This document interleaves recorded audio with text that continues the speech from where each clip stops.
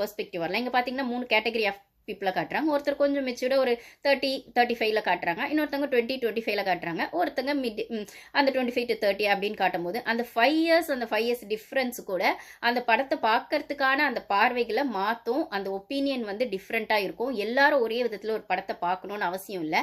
அதை தான் சொல்லுவாங்க இல்லைங்களா, இது வந்து யங் ஜென்ரேஷன் பீப்புளுக்கு பிடிக்கும், இது வந்து ஓரளவுக்கு மிட் ஏஜில் இருக்கவங்களுக்கு பிடிக்கும், ஒரு சில படம் கிட்ஸுக்கு பிடிக்கும். ஆனால் எல்லாரையுமே அட்ராக்ட் பண்ணுற ஒரு படம் வருமானு கேட்டால் அதுதான் நல்லா சூப்பர் டூப்பர் ஹிட் கொடுக்கும் அப்படின்னு சொல்கிற இடத்துல.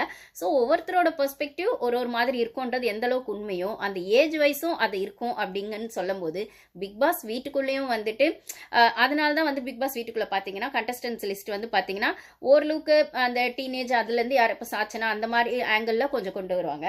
அதுக்கப்புறம் மேரேஜ் ஆகலை அப்படிங்கிற இடத்துல கொஞ்சம் பேரை கொண்டு வருவாங்க. இப்போ போன சீசன்லாம் பார்த்தீங்கன்னா முத்து, விஷால் உங்களை மேரேஜ் ஆகலை அப்படிங்கிற மாதிரி ஜாக்லாம் கொண்டு வந்தாங்க.